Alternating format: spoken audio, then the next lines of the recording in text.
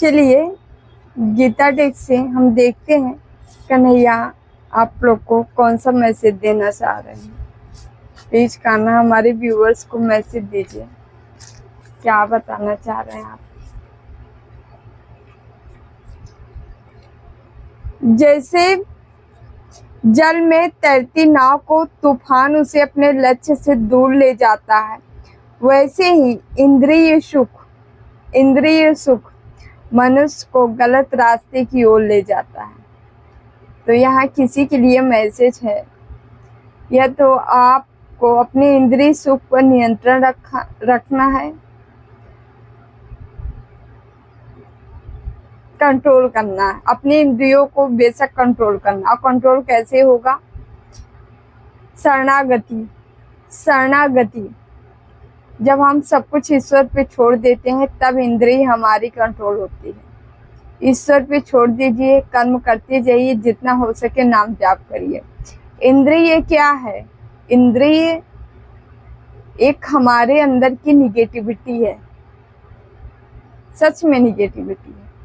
जब आप जाप करते हो ना, तो जितनी निगेटिव चीजें होती हैं वो जल जल के राख होती हैं, और जब राख हो जाती है ना, तो आपको कोई सुख नहीं चाहिए, इंद्रिय नहीं, कोई भी सुख नहीं चाहिए आपको।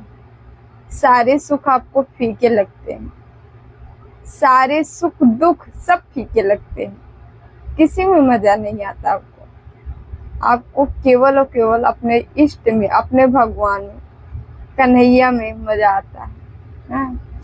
एक मैसेज और लेंगे हम।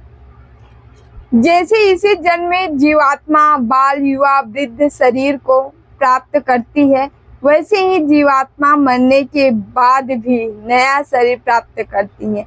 इसलिए वीर पुरुष की मृत्यु से घबराना नहीं चाहिए।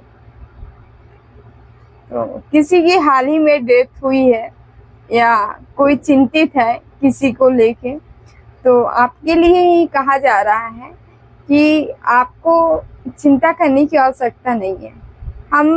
हमारी आत्मा जो है अजर अमर रहती है, हम सबकी हाँ, जैसे कन्नी रहती है वैसे शरीर मिल जाता है। शरीर के रूप में हम भोग दंड करते हैं अपना, जो हमारे हिस्से में आता है हम उसे अदा करते हैं, है ना।